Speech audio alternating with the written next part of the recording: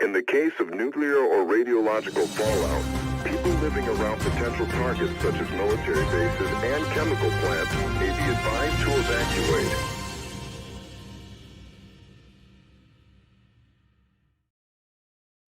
Hello, Sublation Media viewers and readers. I'm Douglas Lain. I'm a novelist, and my books include Bash Batch Revolution, Billy Moon, and Wave of Mutilation, and I'm the editor and the CEO of Sublation Media. And I'm Ashley Frawley, getting annoyed by my background being cut off for some reason. Because usually when I do the podcast, I do it like this. And I think that looks a lot better. But anyway, I'm Ashley Frawley, and I was formerly Associate Professor of Sociology, Social Policy, and Criminology at Swansea University. I'm now visiting researcher in the School of Social Policy, Sociology, and Social Research at the University of Kent. So I've moved affiliations, I've moved universities. I'm doing a tour. I'm visiting, and I'm of course a sociologist, author of 2 books and many articles, and specializing in medicalization of social problems. But I like to try to talk about other issues, usually ineffectively. And Doug slaps some sense into me every week. Yeah, that's exactly what happens.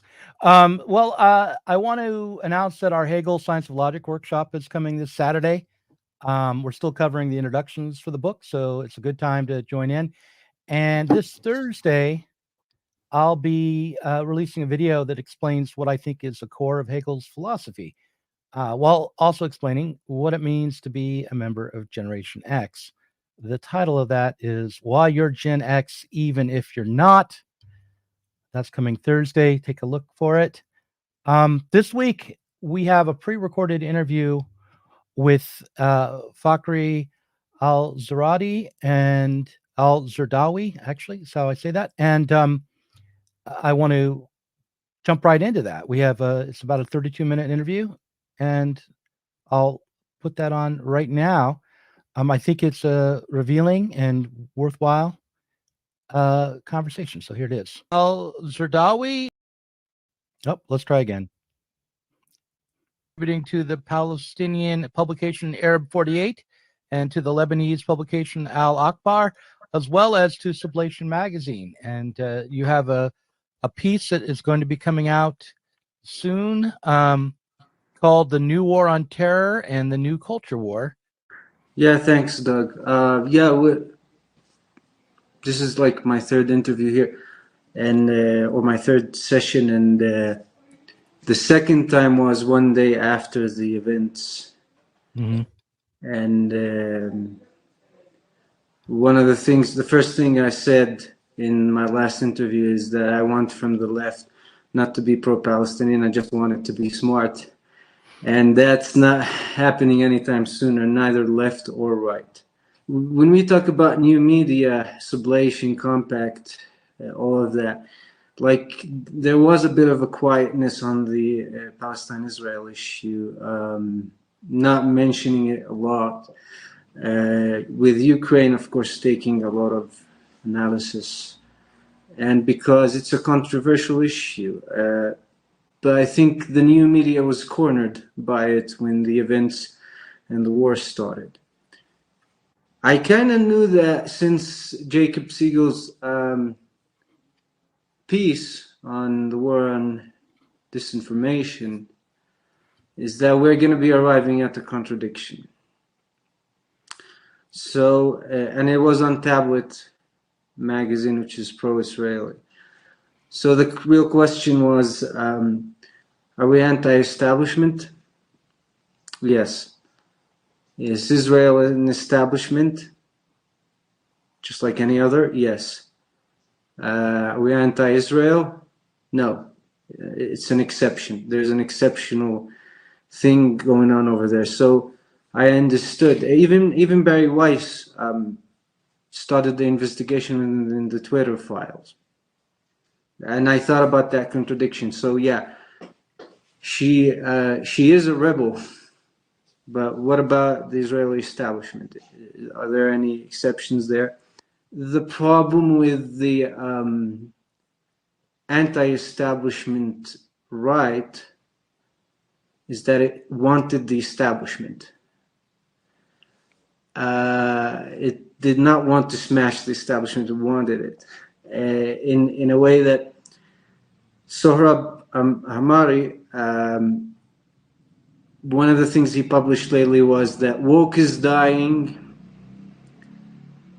long live the censure,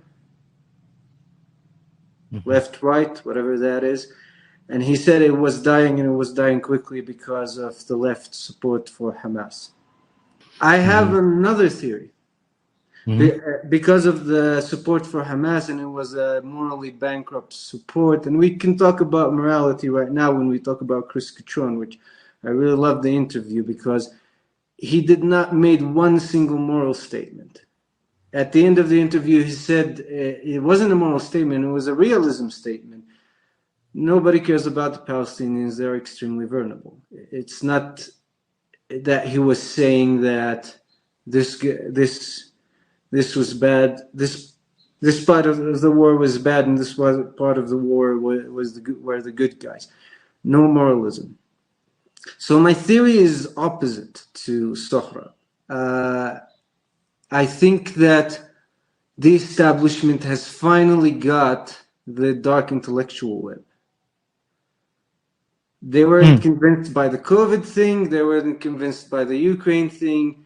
That was the, in using the words of Curtis Yarvin, that was the political formula to get the much of the populist anti-establishment.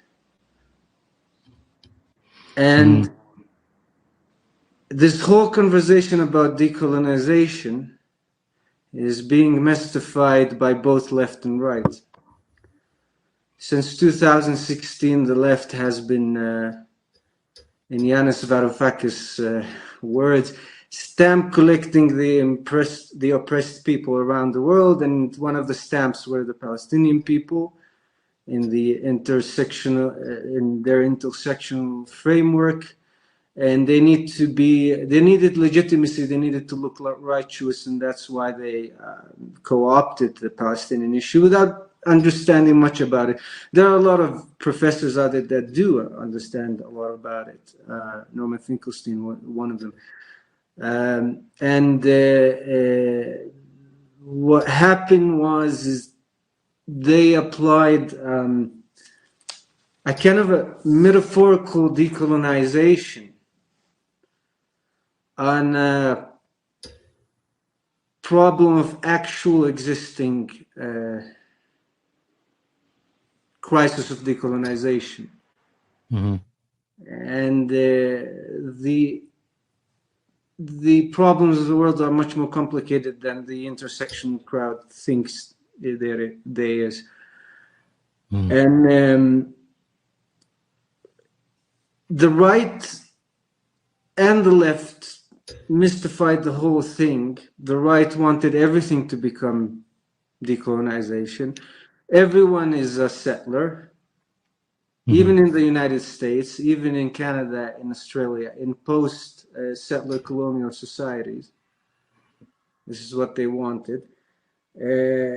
I studied the international, and I worked with the international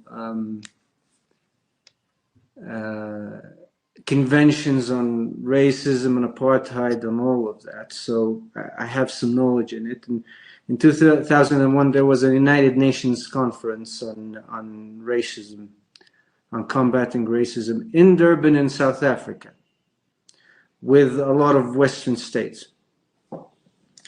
So Australia rejected the comparing actual colonialism, apartheid, and mass and regimes, colonial regimes that have produced mass human rights violations, to liberal democracies with a colonial legal background. So this is what the Australians said. Australia is a country whose good governance and strong democratic traditions and institutions derived directly from its colonial history.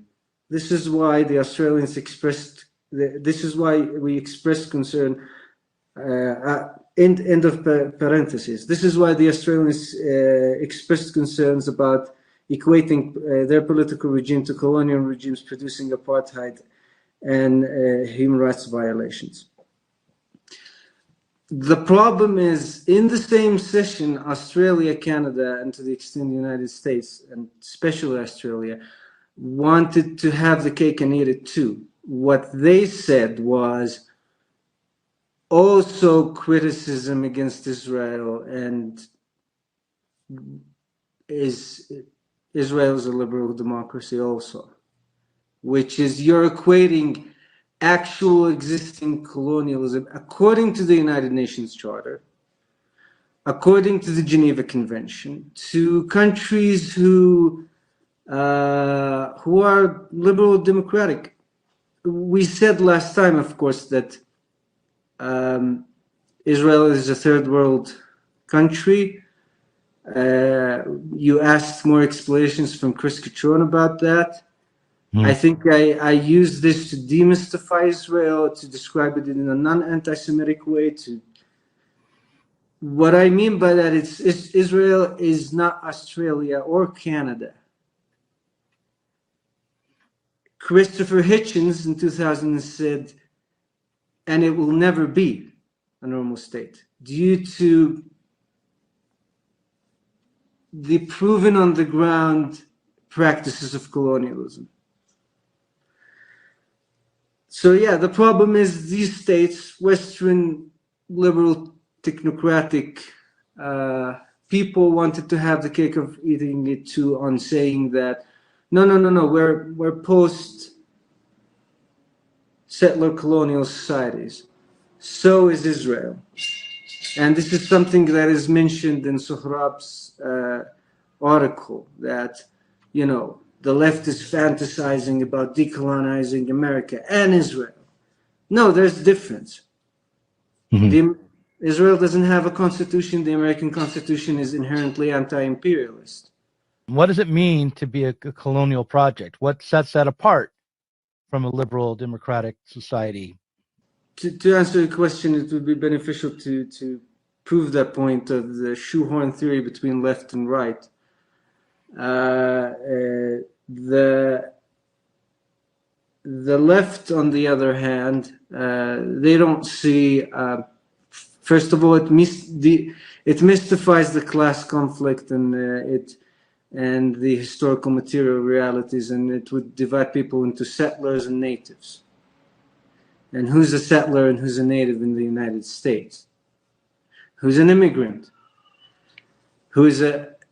And the problem, I read about the decolonizing theories, and they're unsettling because the settlers will never be redeemed. And that's a big problem.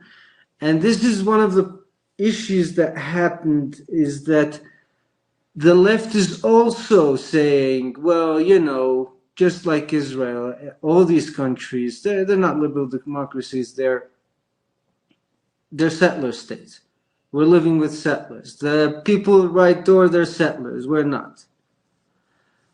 And this is the problem.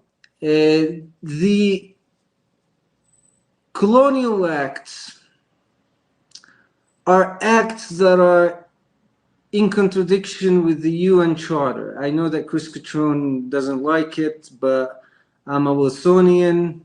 I believe in your Constitution, and I believe in Wilson's vision, and I believe in the UN Charter. Article 2 of the UN Charter prohibits the illegal acquisition of land. After 1945, of course, there was an international system, legal system. You couldn't do the things that you've done in the 19th century or the early 20th century. And this is what I would say, that, okay, let's start a blank slate. The rights of indigenous people is a noble cause. We should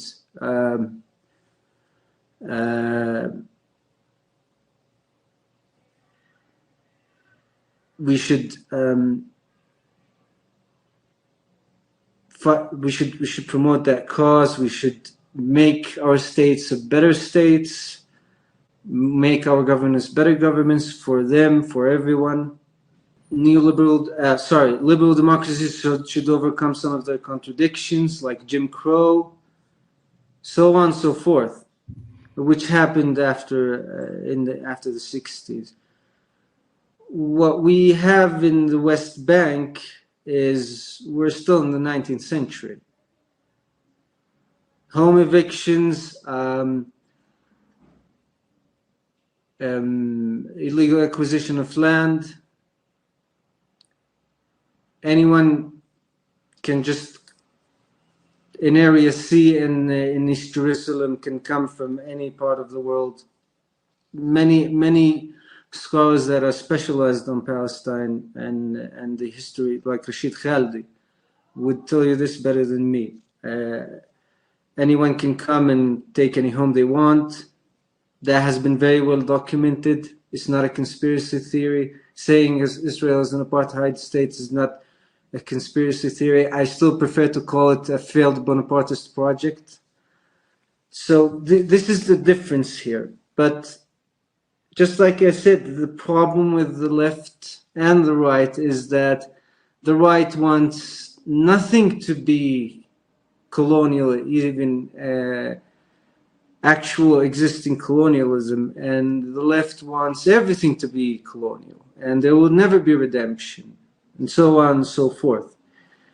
So this is the problem that we have at hand, and this is the problem that we have at Twitter. So this is why there's a lot of virtue signaling in Twitter, and there isn't any virtue in Twitter itself. And I really liked what has been dropped yesterday, Benjamin Studebaker article on Egypt. I read it to my wife. That's how much I liked it. So, you know, when the Iran unrest happened and manifestations and against the government happened because of the death of an activist there, Slavoj Žižek said that you're better than us, you are the real fighters, you are the freedom fighters, and so on and so forth.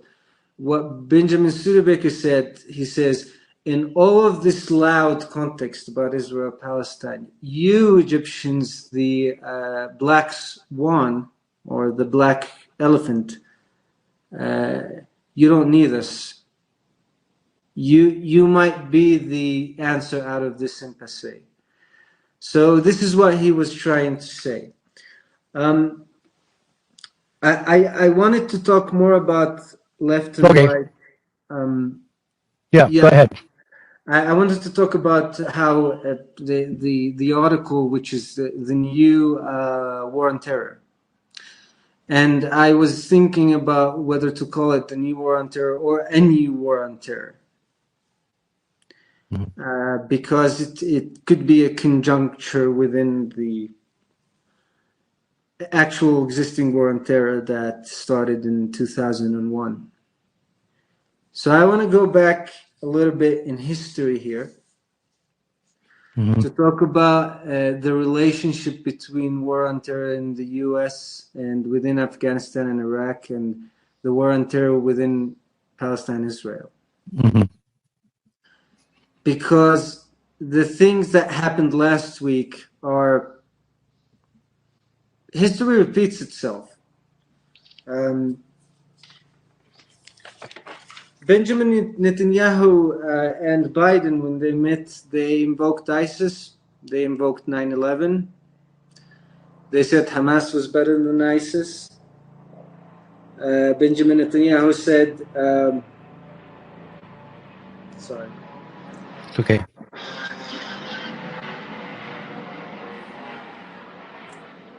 And just just as the civilized world united to defeat the Nazis and united to defeat ISIS, the civilized world must unite to defeat Hamas. So, and Biden said it was like 15 9/11s, and they were invoking the battle between good and evil and all of that. Mhm. This is not the first time it happens. It happened after 9/11, when the Israeli Prime Minister and the US President have these kind of words. So to go back before the 9/11, let's go back to 1977.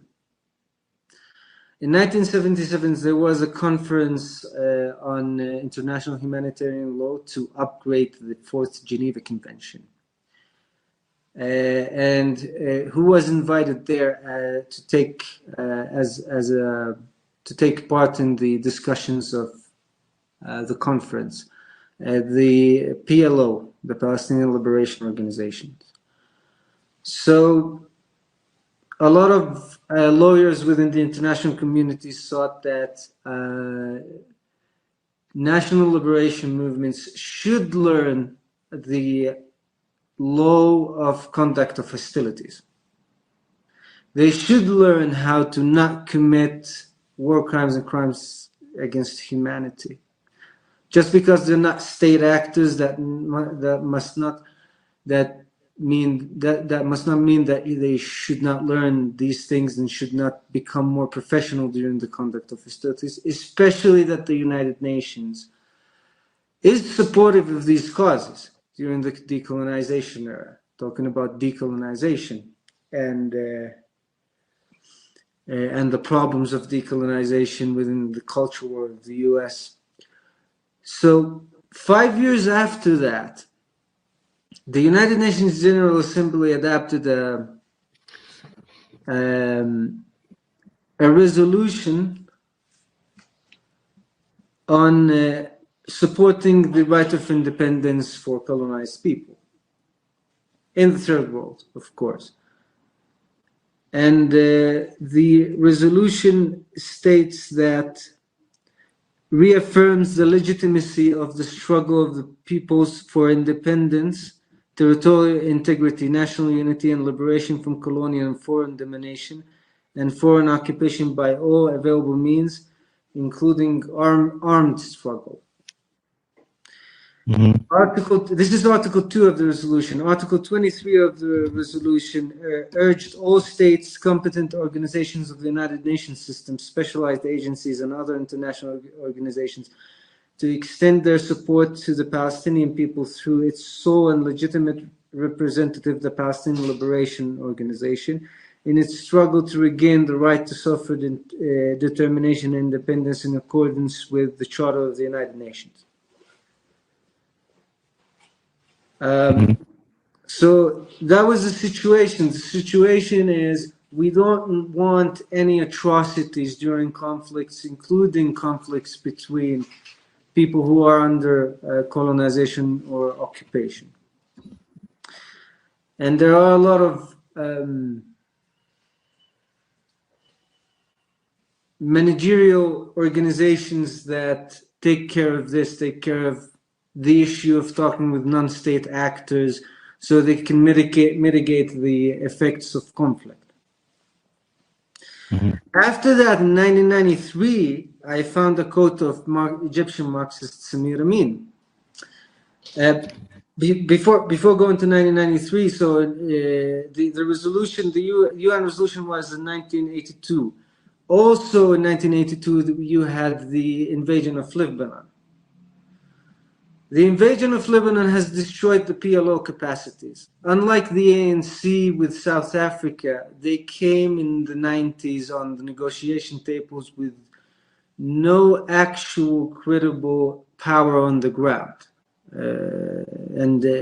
Because they didn't have military power, they didn't have also political power. The only power that they had was diplomatic power. And who was left as an armed actor were Islamist movements. Mhm. And they were humble at their beginnings in the 80s and the 90s. In 1993, Egyptian Marxist Samir Amin said, the G7 governments, especially the United Nations, know exactly what they're doing when they offer support for political Islam. They did so in Afghanistan, describing the Islamists as freedom fighters against the horrible dictatorship of communism, which was in fact nothing more than an enlightened modernist national populist despotism that had the audacity to open the schools to girls. They continued to do this from Egypt to Algeria. They have attempted to replace the Ba'athist dictatorship in Iraq with friendly Islamists. In the 90s, they know that the power of political Islam has the virtue for them of rendering the people powerless and consequently erasing their comprador status. With its characteristic cynicism, the American establishment knows how to drive additional benefits from political Islam.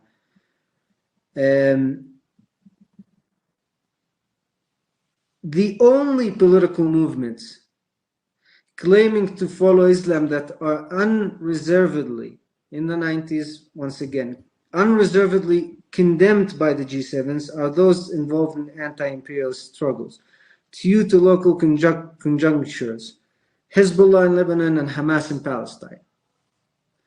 And back then, Hezbollah in Lebanon and Hamas in Palestine were small armed actors. There were small organizations. And of course, you had a lot of articles about Israel sponsoring Hamas to weaken the PLO even more. It was the order of the day back then, similar to the sponsoring of the Mujahideen in Afghanistan. To weaken political movements. In 2006, something different happened. There was a new war between Israel and Hezbollah. Time magazine said why this time is different. Maybe they were alluding to the fact that, no, this is not really war on terror. This is intrastate war. Not interstate, but intrastate, a non-state entity in one country and a state. And it was a much more clean war than 2002 because Hezbollah has targeted military targets. They did target through rockets, but they were, it could be indiscriminate, but there wasn't a lot of civilian casualties. The Hezbollah repelled the Israeli invasion of Lebanon, and there was a lot of, and it was one of the biggest defeats in Israel's history. And it was a much, I couldn't say it was completely clean war, but it was a much cleaner war. Kofi Annan visited the leadership of Hezbollah, and they acted like a professional army. The leader of Hezbollah, Hassan Nasrallah, created credibility even within Israel and within Israeli political circles. And in 2012, in an interview with Julian Assange, said, Hassan Nasrallah said, if we wanted to combine ideology, law, political realities on the ground, we should say that the only solution, we don't want to kill anyone, we do not want to treat anyone unjustly. He's talking about Israeli Jews. We want justice to be restored, and the only solution is to establish one state on the land of Palestine, in which Muslims and the Jews and the Christians live in peace in a democratic state.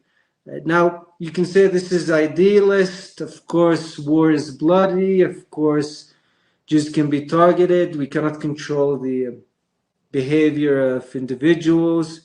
It could be an idealist statement, but it is a statement, a fairly rational statement from the enemy number one of Israel. And that adds some complexity on the problem of what is anti-Semitism in the Middle East and how it can be defined. And is it enlarged in the times during the war on terror, just like fascism, the definition of fascism is enlarged. And Daniel Bessner wrote an article on how, no, not everything is fascism. And can we fight anti-Semitism if everything is anti-Semitism? And if we talk about censorship. German governments, British governments, French governments are imposing their own historical understanding of what anti-Semitism is on working class peoples in the Middle East. And this victory, we can say a clean victory, was the reason why there were initially some celebrations in the Middle East on October 7th, because they thought that the military operation was professional. Al Jazeera is still saying that it was professional, that they're treating the prisoners well, that they didn't target civilians. I'm talking about Hamas on 7th October. This is what they're saying. And there could be the possibility, based on the information at hand, that Hamas has repeated the mistakes of 2010 by indiscriminately attacking civilians. There were some celebrations in the Middle East, but there weren't celebrations because of targeting of civilians. There were celebrations because they thought it was 2006 all over again, and it wasn't a professional operation. There was some celebration by complete normies, civil society representatives, businessmen and women, the former minister of media in Lebanon, George Kardahi. That's a fun fact. He was the presenter of Who Wants to Be a Millionaire in 2000. He commended the attack, because they were thinking about an old Maoist dilemma, which is defensive modernization. If we want to go talk about the left right now. Mm-hmm. They weren't thinking about being bloodthirsty. They were thinking about who is credible and who has credibility. And that is related to military power. So you have the problem of defensive modernization and who has credibility. That is not something, and people who supported Hamas in the US, including within the African American community, whether they supported Hamas or the Palestinians, or they initially supported and then they found out that they shouldn't support. So that's not, and that also includes African Americans, new leftists, third world leftists, Maoists. That's not a surprise that they were gonna cheer this, because it's not the first time it happens. It happened with the Iranian Revolution, and before that, let's go back to my area of specialty. It happened with the African-originated communist Claudia Jones. So Claudia Jones celebrated the Chinese nuclear testing in October of 1964. Mm-hmm. And of course, that was a contradiction. How can we celebrate these weapons? But they were seen as weapons of the people. Yep. Do you think that there's going to be a ground war in Gaza? Yeah, I think that they're going to do it. And this will alienate a lot of people who... I don't think that Biden is doing it the best way he can. I think that people grassroots people are going to be very angry about the U.S. Letting that happen. And it might lead to a new mass displacement from Gaza. All right.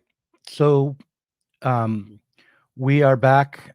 We just watched an interview with Fakhry Al-Serdawi. I keep saying his name wrong. So Anglo of me. But we can You're just making things up now, like just making up names.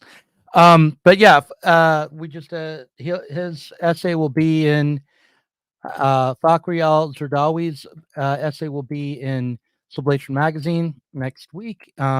He is a Palestinian author.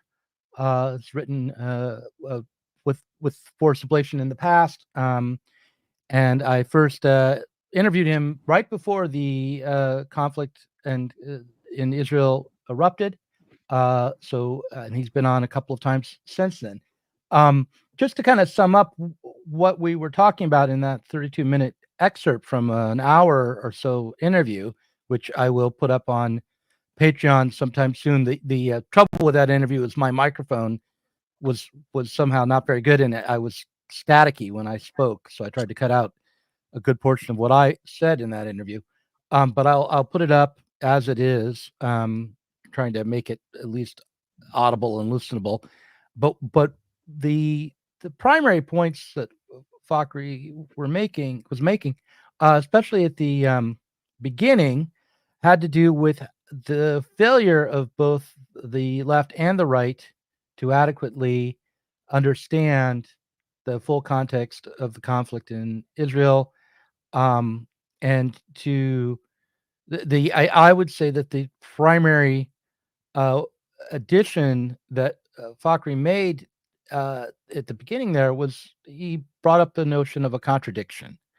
The difficulty for the right, people who are trying to champion so-called liberal democracies and the struggle against the backward civilizations in the world, is that they are hypocritical, and that the liberal democracies practice the same tactics and violate the same norms that they accuse others of violating. We can see that in the West, in North America, both in the United States and Canada. In Canada, a few weeks ago, the Canadian Parliament gave Nazi a big round of applause after for his. accusing everyone and everything and their mother of being a Nazi, they applauded a Nazi. Right, and the reason why was because it became necessary, due to the contradictions within society, to support far right reactionary groups in Ukraine in a struggle between Ukraine and Russia, but also between the NATO countries and Russia.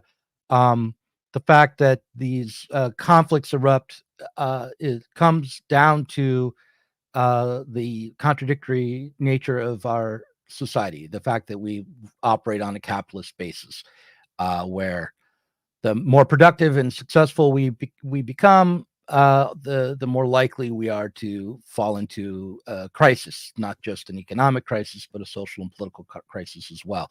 And in Israel, this failure of liberal bourgeois society to adequately overcome its own basis, which is the capitalist basis of society, is particularly acute.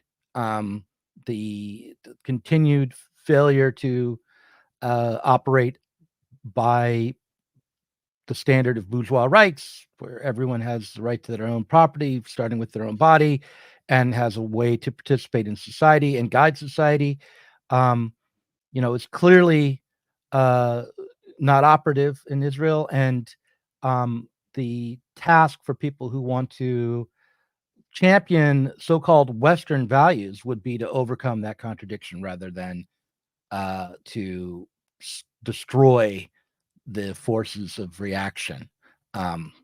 which in this case are thought to be the Palestinian political groups, Hezbollah and Hamas. So if we're going to be like nerds and square and naive, we could talk about the UN and what the limits are that nations are placed under when they're UN members, that they are not, and even if they're not, while every nation has the right to self-defense, that is in response to an immediate threat or use of force. And the idea is that it would be a proportional use of violence and self-defense that would be short-term, and that after security is reestablished, the UN would step in to create a process for a more permanent resolution to conflict. That's the idea behind the UN Charter. By U.S. law, we're supposed to be constrained from entering wars without congressional approval, and the wars should be defensive. That is in the interests of protecting the United States. That there has been no vote to go to war on Hamas and or Gaza, and there's no good reason to think that doing so would protect the security of the United States. So the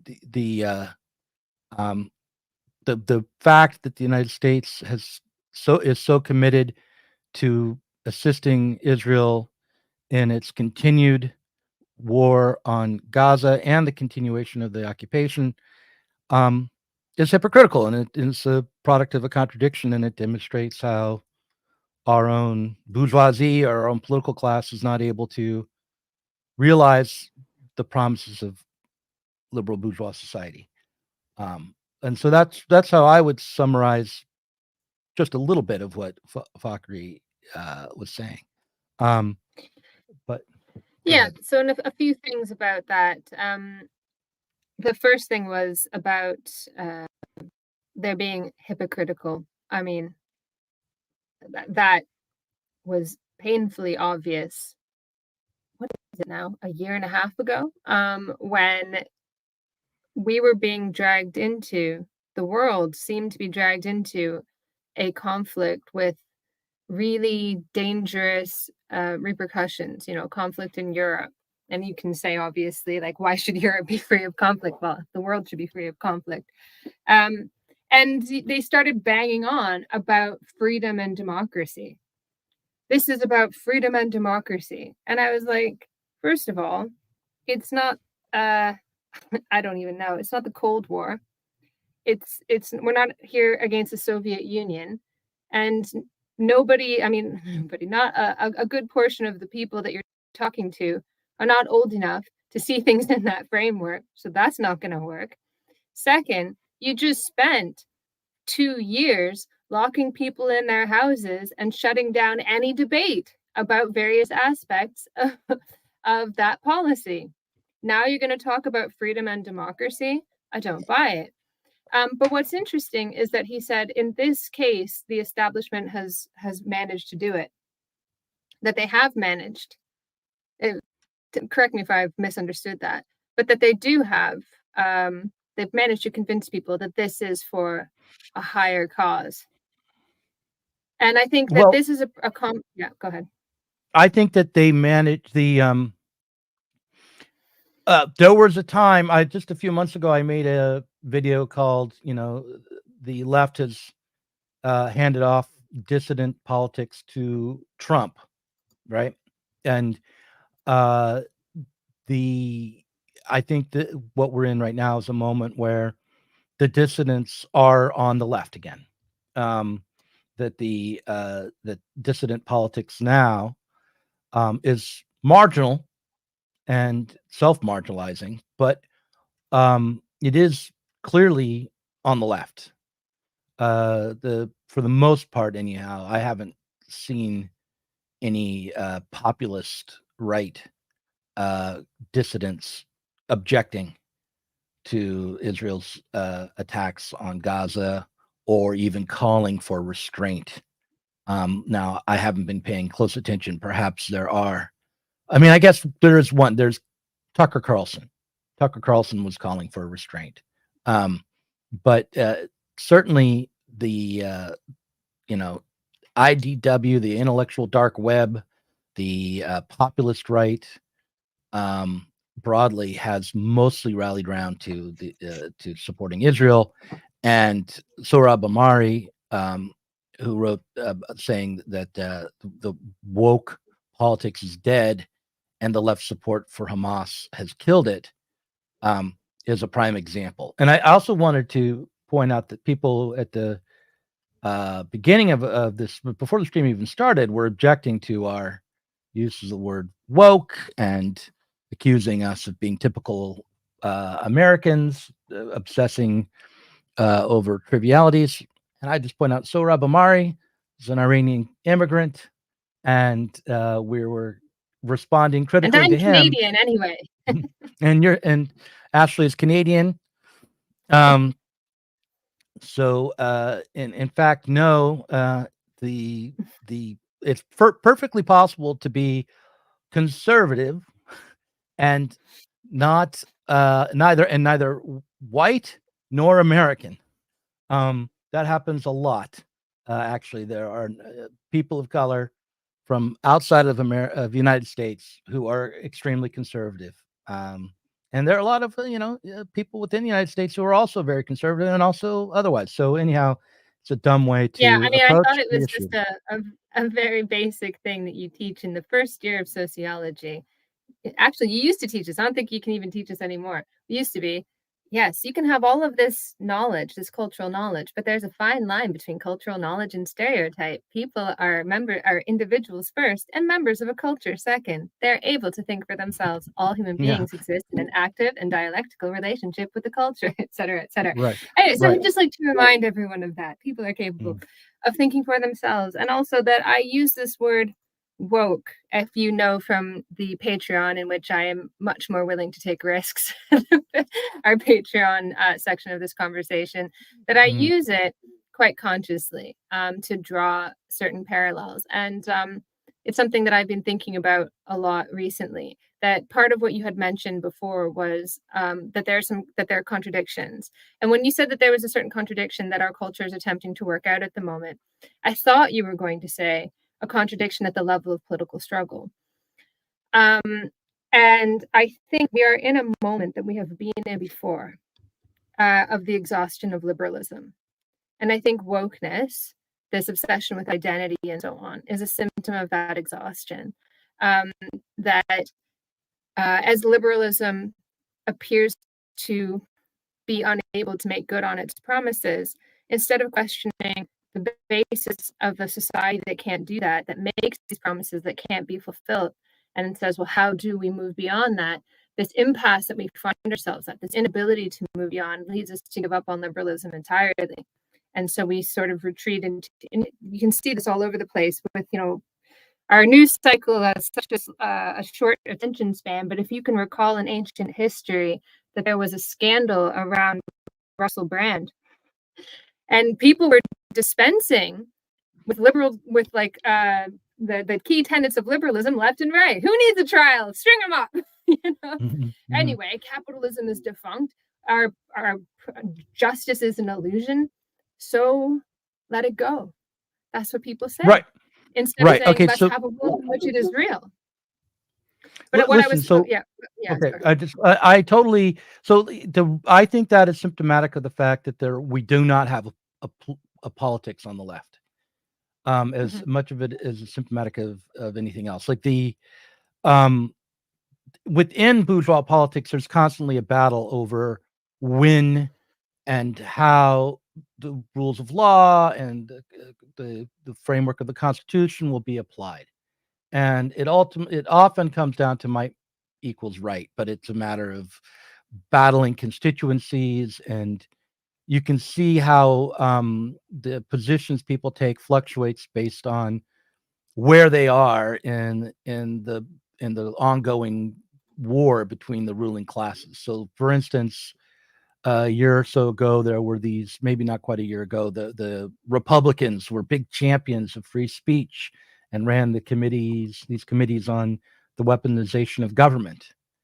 And today they are calling for the same tech companies and same bodies to censor pro-Palestinian speech online and to blacklist professors who have said the wrong thing about the conflict. In fact, there's one particular professor, Professor Joseph Mossad from Columbia, who I want to mention.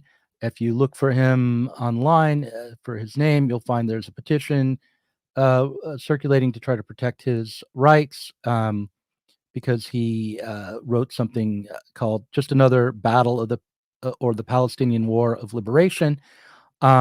Whether you agree with everything he wrote or not, going after his job and trying to drive him out of public life is not an acceptable response and should be opposed. And our populist friends, our comrades on the right, we're very quick to demonstrate how opportunistic their politics really are. And it's not something that surprises me at all. I said as much even when I was quoting from the results of the hearings on the weaponization of government, that their embrace of the legislation to give the state the power to decide who could be a media company and who couldn't.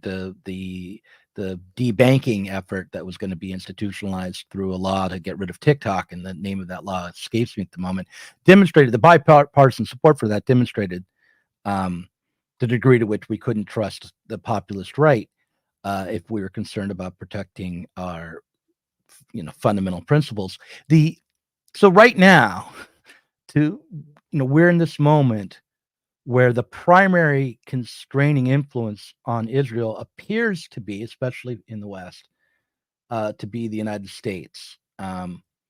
Obviously, along with that, the other constraint was coming from Egypt and from other nations, also from Iran. The threats from Iran probably have some impact on the Israeli politicians' decisions there.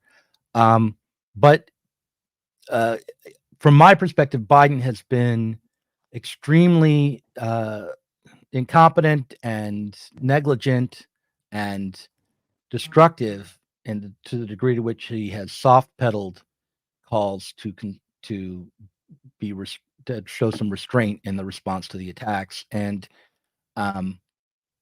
so I would hope that the left, and by the left I mean anyone who is to the left of Joe Lieberman, would be calling for more restraint and trying to pressure our own government to back off from a full-throated endorsement of whatever the Israeli response is going to be. I should point out also that, by saying this, I'm in opposition to someone who I'm a big fan of, which is Jacob Siegel, who writes for Tablet, and is apparently a committed to the Israeli project, and who has said what I have said, only in the reverse, which he has said Israel needs to break with its relationship with the United States. The United States has constrained Israel for far too long. It's time we dealt with the terrorist, anti-civilizational threats from the Palestinians and surrounding neighbors. And so his perspective is that the United States is putting a leash on the Israeli war machine that needs to be cut.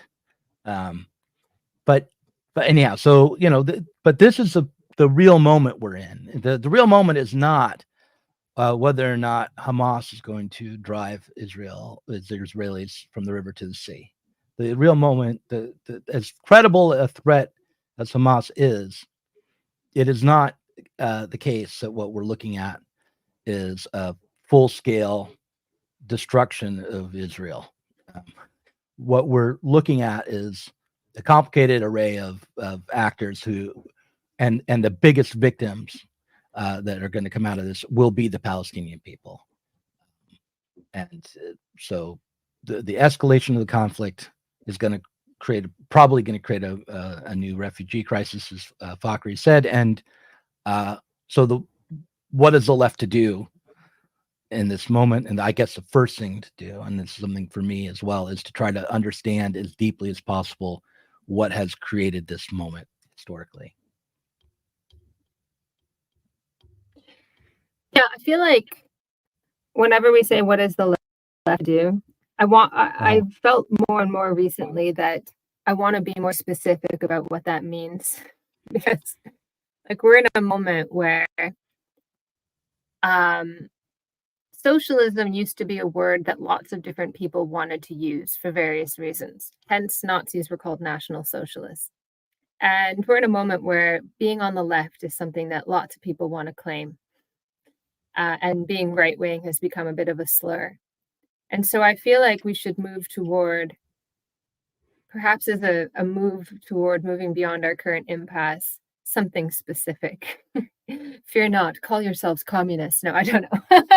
But I want that to be something more specific, because the point that I was going to make before was also one of the key contradictions that leads to the empowerment, quite explicitly, I think, of groups like Hamas, which is what Fakhry alluded to as well, is this contradiction between political liberalism and economic liberalism. So it's not just the exhaustion of liberalism that I was talking about before, but an attempt to ensure that liberalism never extends too far, that it's never truly self-determination for people. This isn't something that can really be allowed. No, it's not something that can be allowed in capitalism. You just cannot have full self-determination. That's what socialism and communism are. They're our quest to have self-determination. And the fact that that is such a transformative and dangerous thing is why you have the empowerment of these groups specifically to keep more left-wing or socialist, more truly representative kinds of movements down. You empower the Taliban against the Soviets. You empower whatever against any kind of leftist movement. Hamas against the PLO. Movement. Yes, you empower Hamas against the PLO, right? Mm-hmm. And so you have to understand that it is putting it in that framework, that it's the exhaustion of a liberal project, tells you that you can't simply side with anybody who claims to be representing the most oppressed, because they can be part of that exhaustion and part of that contradiction. They can be the bad and regressive solution to the contradiction between economic liberalism and political liberalism. That is, they are empowered. They were empowered because they were the enemy that the capitalists wanted. And so we can't take their side. You don't take the side of the most oppressed necessarily. You take the side of the most aggressive. And that may not always be the most oppressed, I'm afraid. And so we take the side of the most progressive force. And in the absence of that, we become the most progressive force. What does that mean? I don't know. Right, That's part of the problem. Look, there's an old debate within Marxism as to whether or not struggles for national liberation should be supported or not. Marx himself controversially wrote about the British colonialism in India. I think it's what he wrote is worth considering and shouldn't be condemned. But in this moment, even choosing the most progressive force, I mean, there isn't in one, this struggle, so, right. The most progressive force has to be created. Like, the most progressive force should be those of us who are in civil society and want a new form of politics and want a different basis. And won't be fooled into thinking it's worth it. It's worth it. All this bloodshed is really worth it, because why? I asked you at the beginning why Fakhry had said that it worked this time, or I mentioned this, that this time it worked. This time the establishment has captured people. That and everybody's at each other's throats. Because why? Well, because he mentioned Varoufakis, that the left goes around stamp collecting the most oppressed sort of thing, and it's the most oppressed kind of thing.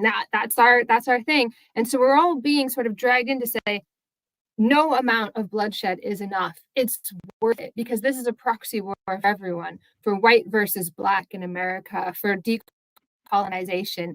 We can't do something in North America about our own decolonial history. Yes, we stand on hallowed ground and cross ourselves and say we are on native soil, but we can't really do anything about that. But here we can. And so we will take that framework and transplant it here, regardless whether or not it really fits. We just say it really loud that it does fit, you asshole. And now it does. Now we can fight that war we could fight before. It's a proxy for good versus evil, religious good versus evil, obviously, but also a-religious good versus evil. Now I found the true good versus evil. I know whose side I can take. Everything else is really unclear. But now I know exactly who the victim is. So it becomes a proxy for that. It's this wonderful kind of morality play. For civilization versus barbarism for the right. And underneath it all, there are people trying to live their lives on this tiny little plot of land. And that has become a reservoir for meaning for the whole world. And I think that's how the establishment wins. And we shouldn't be fooled into buying into that and saying, more bloodshed, let's solve this once and for all. And I know this will be unpopular. And people will say, oh, on all sides. I know I've been called a dumb bitch enough this week. All right. So I don't care anymore. Yeah, tell me, what were the people who were saying that in our comments? What were they even reacting to? Were they saying you're not supportive enough of Israel, or what was your crime? So basically, I don't know, just existing, because someone's like, I fucking hate your face. Oh, God. And I'm like, I keep saying, like, I'm quite tender at the moment because of what I'm going through. And so I was like, I'm looking at Twitter, I'm like, fuck this, I just want to sit back and think about what's going on. And then I got Tara Van Dyke, like, you coward, say something. Yeah. Join the Discord. How dare you stand back and comment on it? I know that name from Twitter, and that's all I know. But let's talk about all the vaguely remembering it. But anyways, the point that I was going to make is that I was on Times Radio yesterday, and at that moment when I actually may have the ear of people who are in places for movement, I agreed with the what's her name, Shaista. Oh, I'm sorry, I've forgotten her last name. Forgive me, but I thought she was really good. She resigned. Just make it up. Labor That's Party. what I do. When you don't know someone's last name, just make up one. That works well. But she resigned from the Labor Party because of the Labor Party's Shaista Aziz, because of the Labor Party's stance on Israel, and I really agreed with her. I thought she was really brave, and I called for a ceasefire. And of course, people will say, "Oh, well, that's empowering this. That's empowering Hamas. That's empowering Israel. That's empowering." And there's nothing that you can say. But I think I will not be dragged into agreeing more bloodshed is necessary, and also more conflict is necessary, because one of the things that I want to talk about, oh gosh, we've talked over now, let's go to the Patreon. One of the things that I want to talk about in the Parrot Room is the necessity of destruction in capitalism. Yeah. And this is why I just will not find any cause that people are begging me, no, this is the one where it's worth it to die. I will always sit back and think. Well, someone says here, I want to respond to this, and then we should go over to the Patreon. Someone says, obviously we don't believe in good guys versus bad guys in this conflict, but there's a glimmer here, because the Palestinians really are quite overwhelmingly oppressed, and it is understandable why young Gazas might gravitate to Hamas. There are no institutional alternatives, and warts and all, Hamas is not ISIS. And so I think people like yourself are under an obligation to suggest what Palestinians are to do. You know what? I'm under my obligation is to demand a ceasefire, because right now we're going to get the whole place fucking bombed to shit. And I think it's really, really, really important to say that should not fucking happen. And I will not be complicit in my government being complicit in that. I think that my role would be to, first of all, speak to the Western left and the first of the American left, and not to try to tell Palestinians what to do, given I don't have the full understanding of the situation there. But I would say that I'm fairly confident that a project like Hamas, the political party like Hamas, is not going to be a liberatory force. That doesn't mean that I'm morally condemning any Palestinian in particular, but I'm just saying that is seems to me to be a dead end. Yeah. But that doesn't mean that I think that Hamas should be eradicated through an Israeli ground invasion. We have to do politics, and at the moment Hamas is credible. So how do we think that should be dealt with? Not by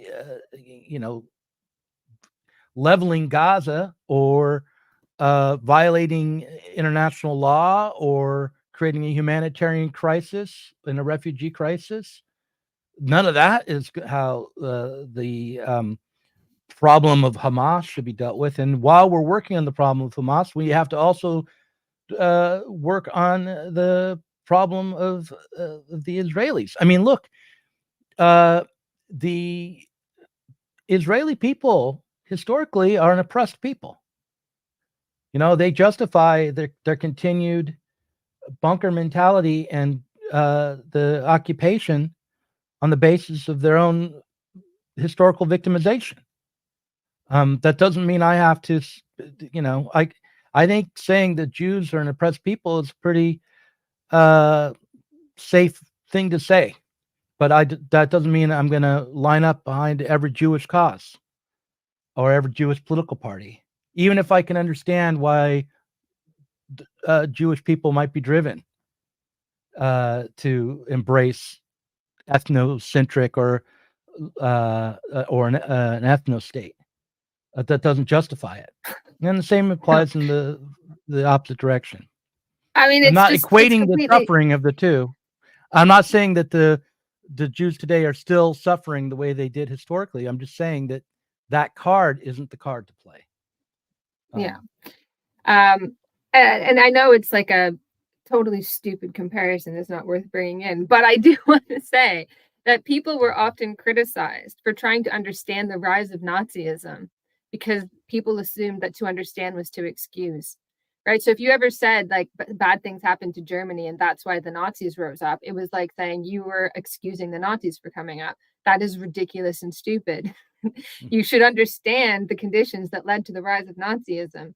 Like bad things don't just pop into existence. You need to understand them. In the same way that you can now we're on the other side of that. It is understandable why people would gravitate toward Hamas, particularly in the absence of alternatives. But to understand is not to excuse. It doesn't mean like, oh, well, the downtrodden and the oppressed only have this horrible group that want a fucking caliphate. Well, I guess that's what I want too. No, to understand does not mean to support. Okay. And I stand by that. I'm sorry. And I don't want to equate Hamas with the historical Nazis or I wouldn't equate. No, I'm just, that's why I said it's a bad comparison. But all I meant is that, to understand a historical conflict or the rise of some historical phenomenon is not to be on its side. Yeah. So listen, why don't we wrap this up here and we'll take questions and talk about the political economic let's theorize a bit about the political economic foundation or background of the emerging conflicts, not just in Israel but around the world, and be skeptical of our own theory as well, and Yeah. No, of course. we I will- do not have a fully formed theory of this. I'm throwing you guys ideas. That's my Right. Okay. And yeah, we'll see you in the parrot room. And thanks for watching. In the case of nuclear or radio